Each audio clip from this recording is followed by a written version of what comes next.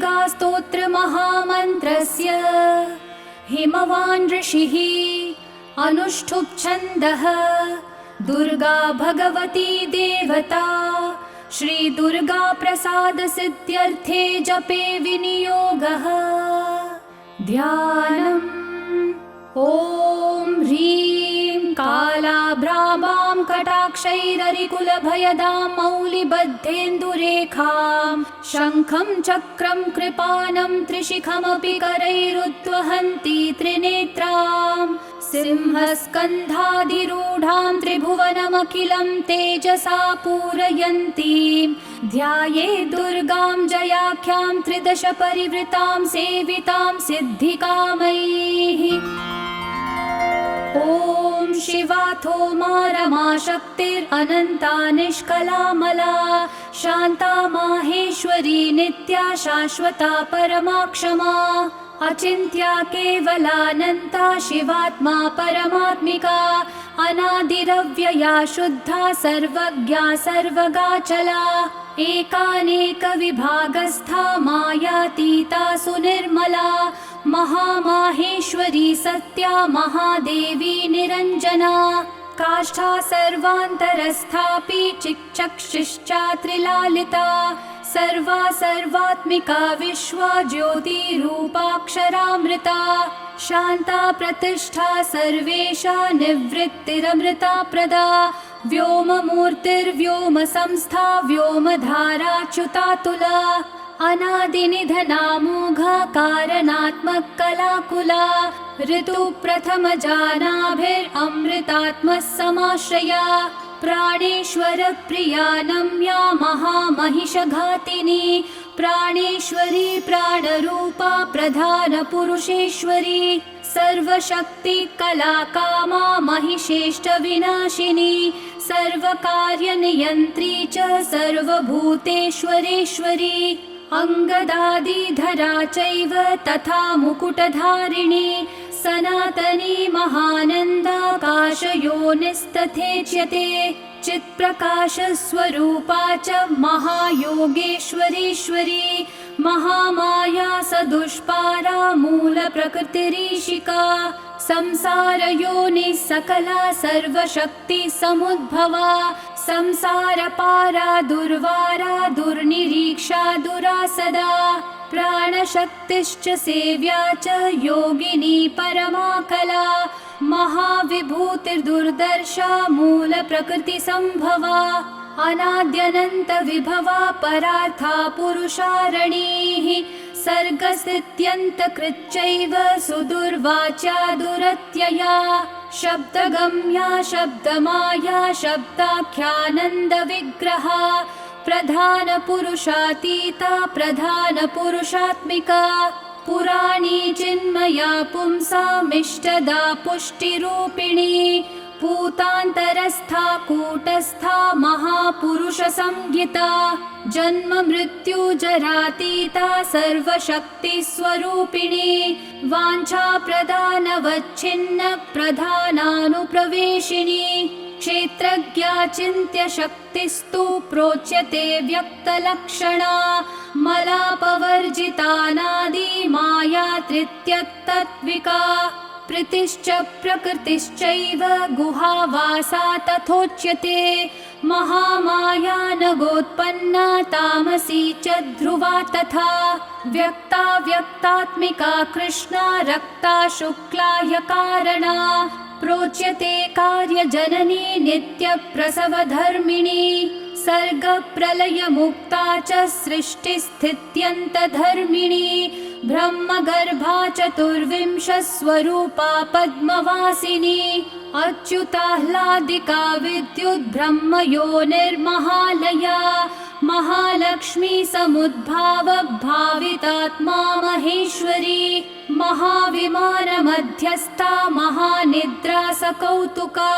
सर्वार्थधारिणी सूक्ष्मा ह्यविद्या परमार्थदा अनन्तरूपानन्तार्था तथा पुरुषमोहिनी अनेकानेकहस्ता च कालत्रयविवर्जिता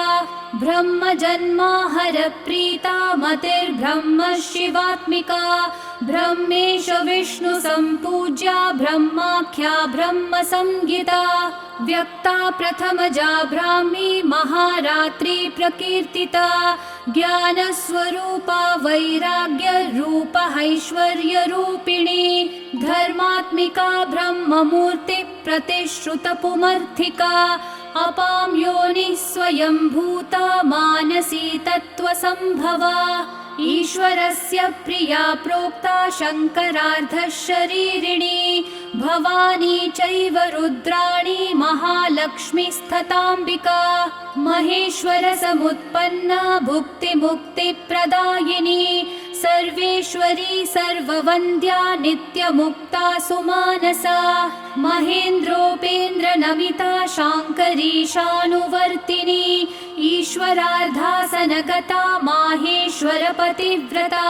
संसारशोषिणी चैव पार्वती हिमवत्सुता परमानन्ददात्री च गुणाग्र्या योगदा तथा ज्ञानमूर्तिश्च सावित्री लक्ष्मी श्रीकमला तथा अनन्तगुणगम्भीरा युरो नीलमणिप्रभा सरोजनिलया गङ्गा योगिध्येया सुरार्दिनी सरस्वती सर्वविद्या जगज्येष्ठा सुमङ्गला वाग्देवी वरदा वर्या कीर्ति सर्वार्थसाधिका वागीश्वरी ब्रह्मविद्या महाविद्या सुशोभना ग्राह्यविद्या वेदविद्या धर्मविद्यात्मभाविता स्वाहा विश्वम्भरा सिद्धिः साध्या मेधा धृतिकृतिः सुनीतिः संस्कृतिश्चैव कीर्तिता नरवाहिनी पूजा विभाविनी सौम्या भोग्य भाग्भोगदायिनी शोभावती शाङ्करी च लोला माला विभूषिता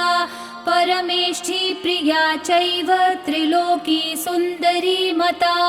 नन्दा सन्ध्या कामधात्री महादेवी सुसात्विका महामहिषदर्पग्नि पद्ममाला गहारिणी विचित्रमुकुटा रामा कामदाता प्रकीर्तिता पीताम्बरधरा दिव्यविभूषणविभूषिता दिव्याख्या सोमवदना जगत्संसृष्टिवर्जिता निर्यन्त्रा यन्त्रवाहस्था नन्दिनी रुद्रकालिका आदित्यवर्णा कौमारी मयूरवरवाहिनी पद्मासनगता गौरी महाकाली सुरार्चिता अदितिर्नियता रौद्री पद्मगर्भा विवाहना विरूपाक्षा केशिवाहा गुहापुरनिवासिनी महाफला नवद्यांगी कामरूपा सरिद्वरा भास्वद्रूपा मुक्तिदात्री प्रणतक्लेशभञ्जना कौशिकी गोमिनी रात्रिस्त्रितशारि विनाशिनी बहुरूपा सुरूपा च विरूपा रूपवर्जिता भक्तातिशमना भव्या भवभावविनाशिनी सर्वज्ञानपरिताङ्गी सर्वासुरविमर्दिका पिकस्वनी सामगीता भवाङ्कनिलया प्रिया दीक्षा विद्याधरी दीप्ता महेन्द्राहितपातिनी सर्वदेवमया दक्षा समुद्रान्तरवासिनी अकलङ्का निराधारा नित्यसिद्धा निरामया कामधेनु बृहद्गर्भा धीमती मौननाशिनी निस्सङ्कल्पा निरातङ्का विनया विनयप्रदा ज्वालामाला सहस्राढ्या देवदेवी मनोमया सुभगा सुविशुद्धा च वसुदेव समुद्भवा महेन्द्रोपेन्द्र भगिनी भक्तिगम्या परावरा ज्ञानज्ञेया परातीता वेदान्त विषया मतिः दक्षिणादाहिका दह्या सर्वभूतहृदि स्थिता योगमाया विभागज्ञा महामोहा गरीयसी सन्ध्या सर्वसमुद्भूता ब्रह्मवृक्षाश्रियादितिः बीजाङ्कुरसमुद्भूता महाशक्तिर्महामतिः ख्यातिप्रज्ञावती संज्ञा महाभोगीन्द्रशायिनी हींकृतिः शङ्करी शान्तिर्गन्धर्वगणसेविता वैश्वानरी महाशूला देवसेना भवप्रिया महारात्री परानन्दा शचिदुःस्वप्ननाशिनी ईढ्या जया जगद्धात्री दुर्विज्ञेया सुरूपिणी गुहाम्बिका गणोत्पन्ना महापीठा मरुत्सुता हव्यवाहा भवानन्दा जगद्योनि प्रकीर्तिता जगन्माता जगन्मृत्युर्जरातीता च बुद्धिदा सिद्धिदात्री रत्नगर्भा रत्नगर्भाश्रया परा दैत्यहन्त्री स्वेष्टदात्री मङ्गलैकसुविग्रहा पुरुषान्तर्गता चैव समाधिस्था तपस्विनी दिवि स्थिता त्रिनेत्रा च सर्वेन्द्रियमनाधृतिः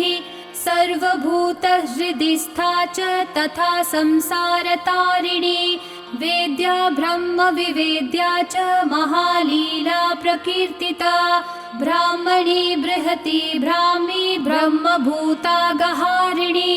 हिरण्मयी महादात्री संसार परिवर्तिका सुमालिनी सुरूपा च भास्विनी धारिणी तथा उन्मूलिनी सर्वसभा सर्वप्रत्यय साक्षिणी सुसौम्या चन्द्रवदना ताण्डवासक्तमानसा सत्त्वशुद्धीकरी शुद्धा मलत्रय विनाशिनी जगत्त्रयी जगन्मूर्तिस्त्रिमूर्तिरमृताश्रया विमानस्था विशोका च शोकनाशिन्यनाहता हेमकुण्डलिनी काली पद्मवासा सनातनी सदा कीर्तिः सर्वभूतशया देवी सतां प्रिया ब्रह्ममूर्तिकला चैव कृत्तिका कञ्चमालिनी व्योमकेशा क्रिया शक्तिर्जिच्छा शक्तिः परागतिः क्षोभिका खण्डिका भेद्या भेदा भेद विवर्जिता अभिन्ना भिन्न संस्थाना वशिनी वंशधारिणी गुह्य शक्तिर्गुह्य तत्त्वा सर्वदा सर्वतोमुखी भगिनी च निराधारा निराहारा प्रकीर्तिता निरङ्कुशपदोद्भूता चक्रहस्ता विशोधिका सद्विणी पद्मसंभेदकारिणी परिकीर्तिता परावरविधानज्ञा महापुरुषपूर्वजा परावरज्ञा विद्या च विद्युज्जिह्वाजिताश्रया विद्यामयी सहस्राक्षी सहस्रवदनात्मजा सहस्ररश्मिसत्त्वस्था महेश्वरपदाश्रया ज्वालिनी सन्मया व्याप्ता चिन्मया पद्मभेदिका महाश्रया महामन्त्रा महादेव मनोरमा व्योमलक्ष्मी सिंहरथा चेकितानामितप्रभा विश्वेश्वरी भगवती सकला कालहारिणी सर्ववेद्या सर्वभद्रा गुह्या दूढा गुहारणी प्रलया योगधात्री च गंगा विश्वेश्वरी तथा कामदा कनका कान्ता कञ्जगर्भप्रभा तथा पुण्यदा कालकेशा च भोक्त्री पुष्करिणी तथा सुरेश्वरी भूतिदात्री भूतिभूषा प्रकीर्तिता पञ्चब्रह्मः समुत्पन्ना परमार्थार्थविग्रहा वर्णोदया भानुमूर्तिर्वाग्विगेया मनोजवा मनोहरा महोरस्का तामसी वेदरूपिणी वेदशक्तिर्वेदमाता वेदविद्या प्रकाशिनी योगेश्वरेश्वरी माया महाशक्तिर्महामयी विश्वान्तस्था वियन्मूर्तिर्भार्गवी सुरसुन्दरी सुरभिर्नन्दिनी विद्यानन्दगोपतनुद्भवा भारती परमानन्दा परावरविभेदिका सर्वप्रहरणोपेता काम्या कामेश्वरेश्वरी अनन्तानन्दविभवा हृल्लेखा कनकप्रभा कूष्माण्डा धनरत्नाढ्या सुगन्धा गन्धदायिनी त्रिविक्रमपदोद्भूता चतुरास्या शिवोदया सुदुर्लभा धनाध्यक्षा धन्या पिङ्गललोचना शान्ता प्रभास्वरूपा च पङ्कजायतलोचना इन्द्राक्षी हृदयान्तस्था शिवा माता च सत्क्रिया गिरिजा च सुगूढा च नित्यपुष्टा निरन्तरा दुर्गा कात्यायनी चण्डी चन्द्रिका कान्तविग्रहा हिरण्यवर्णा जगति जगद्यन्त्रप्रवर्तिका मन्दराद्रि निवासा च शारदा स्वर्णमालिनी रत्नमाला रत्नगर्भा व्युष्टिर्विश्वप्रमाथिनी पद्मानन्दा पद्मनिभा नित्यपुष्टा कृतोद्भवा नारायणी दुष्टशिक्षा सूर्यमाता वृषप्रिया महेन्द्रभगिनी सत्या सत्यभाषा सुकोमला वामा च पञ्चतपसां वरदात्री प्रकीर्तिता वाच्यवर्णेश्वरी विद्या दुर्जया दुरतिक्रमा कालरात्रिर्महावेगा वीरभद्रप्रिया हिता भद्रकाली जगन्माता भक्तानां भद्रदायिनी कराला पिङ्गलाकारा कामभेत्री महामनाः यशस्विनी यशोदा च षडध्वपरिवर्तिका शङ्खिनी पद्मिनी सङ्ख्या साङ्ख्ययोगप्रवर्तिका चैत्रादिर्वत्सरारूढा जगत्सम्पूर्णीद्रजा शुम्भग्नि खेचराराध्या कम्बुग्रीवा बलीडिता खगारूढा महेश्वर्य सुपद्मनिलया तथा विरक्ता गरुडस्था च जगति हृद्गुहाश्रया शुम्भादिमथना भक्तः हृद्गह्वरनिवासिनी जगत्त्रयारणी सिद्धः सङ्कल्पा कामदा तथा सर्वविज्ञानदात्री च नल्पकल्मषहारिणी सकलोपनिषद्गम्या दुष्टदुष्प्रेक्ष्य सत्तमा सद्वृता लोकसंव्याप्ता तुष्टिपुष्टिक्रियावती विश्वामरेश्वरी चैव भुक्तिमुक्तिप्रदायिनी शिवाधृता लोहिताक्षी सर्पमाला विभूषणा निरानन्दा त्रिशूलासी धनुर्बाणाधिधारिणी अशेषध्येयमूर्तिश्च देवतानां च देवता वराम्बिका गिरे पुत्री निशुम्भविनिपातिनी सुवर्णा स्वर्णलसितानन्तवर्णा सदा धृता शाङ्करी शान्तहृदया अहोरात्रविधायिका विश्वगोप्त्री गूढरूपा गुणपूर्णा च गार्ग्यजा गौरी शाकम्भरी सत्यसन्धा सन्ध्यात्रयी धृता सर्वपापविनिर्मुक्ता सर्वबन्धविवर्जिता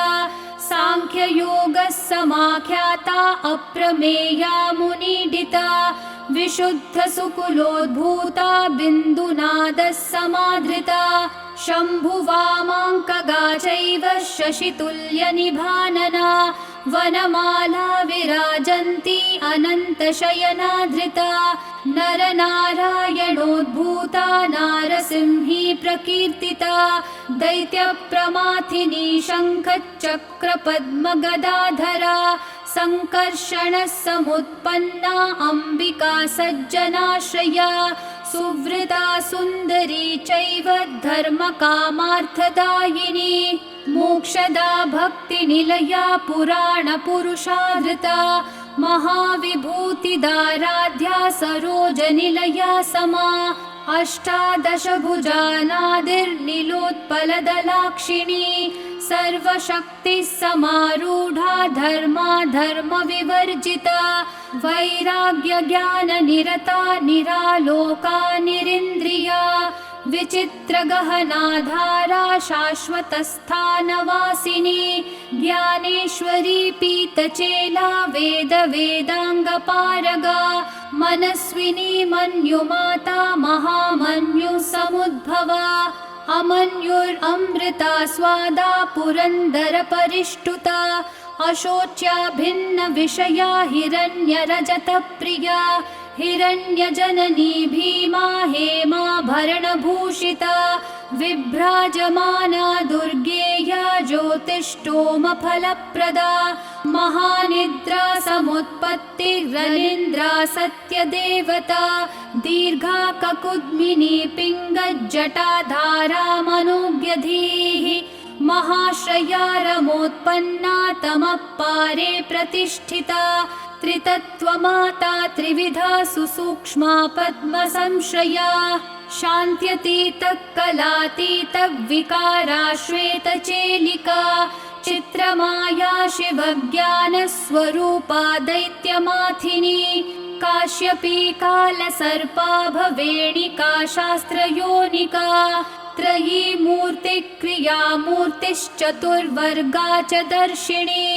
नारायणी नरोत्पन्ना कौमुदी कान्तिधारिणी कौशिकी ललिता लीला परावर विभाविनी वरेण्य अद्भुतं महाम्या वडवा वामलोचना सुभद्रा चेतनाराध्या शान्तिदा शान्तिवर्धिनी जयादिशक्तिजननी शक्तिचक्रप्रवर्तिका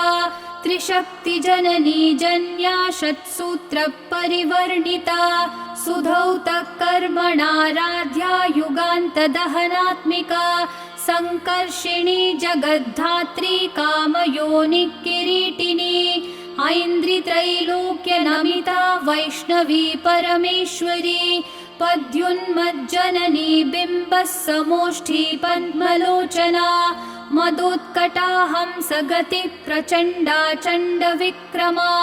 वृषाधीशा परात्मा च विन्ध्या पर्वतवासिनी हिमवन्मेरुनिलया कैलासपुरवासिनी चाणूरहन्त्री नीतिज्ञा कामरूपा त्रयी तनूः व्रतस्नाता धर्मशीला सिंहासननिवासिनी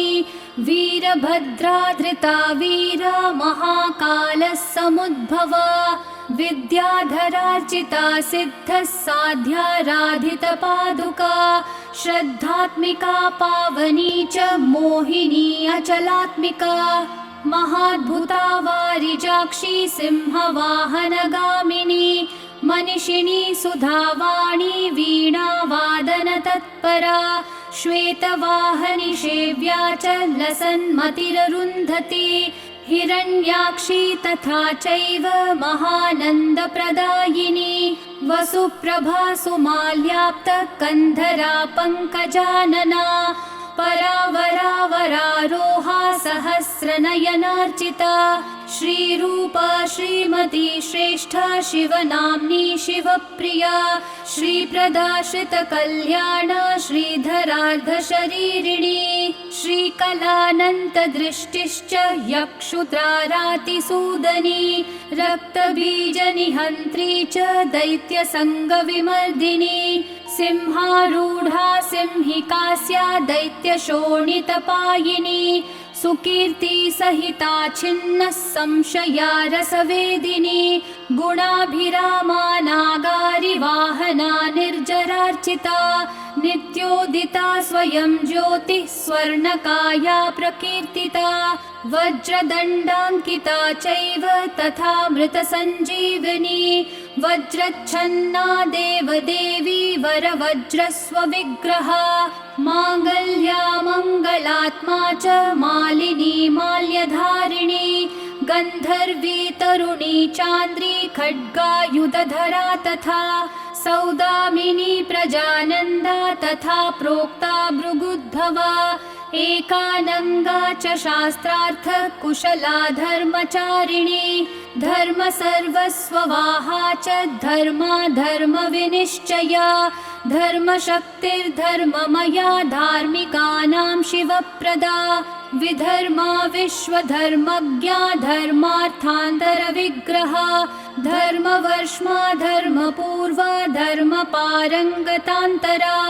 धर्मोपदेष्ट्री धर्मात्मा धर्मगम्या धराधरा कपालिनी शाकलिनी कलाकलितविग्रहा सर्वशक्ति विमुक्ता च कर्णिकारधराक्षरा कंसप्राणहरा चैव युगधर्मधरा तथा युगप्रवर्तिका प्रोक्ता त्रिसन्ध्या ध्येयविग्रहा स्वर्गापवर्गदात्री च तथा प्रत्यक्षदेवता आदित्या दिव्यगन्धा च दिवाकरनिभप्रभा पद्मासनगता प्रोक्ता खड्गबाणशरासना शिष्टा विशिष्टशिष्टेष्टा शिष्टश्रेष्ठप्रपूजिता शतरूपा शतावर्ता विततारा समोदिनी सूर्येन्दुनेत्रपद्युम्न जननी सुष्ठुमायिनी सूर्यान्तरस्थिता चैव सत्प्रतिष्ठतविग्रहा निवृत्ता प्रोच्यते ज्ञानपारगा पर्वतात्मजा कात्यायनी चण्डिका च चण्डिहैमवती तथा दाक्षायणी सती चैव भवानी सर्वमङ्गला धूम्रलोचनहन्त्री च चण्डमुण्डविनाशिनी योगनिद्रा योगभद्रा समुद्रतनया तथा देवप्रियङ्करी शुद्धा भक्तभक्तिप्रवर्धिनी त्रिनेत्रा चन्द्रमुकुटा प्रमर्थार्चितपादुका अर्जुनाभीष्टदात्री च पाण्डवप्रियकारिणी कुमारलालनासक्ता हरबाहूपधानिका विघ्नेशजननी भक्तविघ्नस्तोमप्रहारिणी सुस्मितेन्दुमुखी नम्या जया प्रियसखी तथा अनादिनिधना प्रेष्ठा चित्रमाल्यानुलेपना कोटिचन्द्रप्रतीकाशा कूटजालप्रमाथिनी कृत्या प्रहारिणी चैव मारणोच्चाटनी तथा सुरासुरपवन्द्याङ्घ्रिर्मोहङ्घ्री ज्ञानदायिनी षड्वैरी निग्रहकरी वैरिविद्राविणी तथा भूतसेव्या भूतदात्री भूतपीडा विमर्दिका नारदस्तुतचारित्रा वरदेशा वरप्रदा वामदेवस्तुता चैव कामदा सोमशेखरा दिक्पालसेविता भव्या भामिनी भावदायिनी स्त्रीसौभाग्यप्रदात्री च भोगदारोगनाशिनी व्योमगा भूमिगा चैव मुनिपूज्यपदाम्बुजा वनदुर्गा च दुर्बाधा महादुर्गा प्रकीर्तिता इतीदं कीर्तिदं भद्रद्दुर्गा नाम सहस्रकम् त्रिसन्ध्यं यः पठेत् नित्यं तस्य लक्ष्मी स्थिरा भवेत् ग्रहभूतपिशाचादिपीडा नश्यत्यसंशयम् बालग्रहादिपीडाया शान्तिर्भवति कीर्तनात् मारिकादिमहारोगे पठतां सौख्यदं नृणां व्यवहारे च जयदं शत्रुबाधानिवारकम् दम्पत्यो कलहे प्राप्ते मिथप्रेमाभिवर्धकम् आयुरारोग्यदं पुंसां सर्वसम्पत्प्रदायकम् विद्याभिवर्धकं नित्यं पठतामर्थसाधकम् शुभदं शुभकार्येषु पठतां शृणुतामपि। ॐ श्री दुर्गा सहस्रनामस्तोत्रम् सम्पूर्णम्।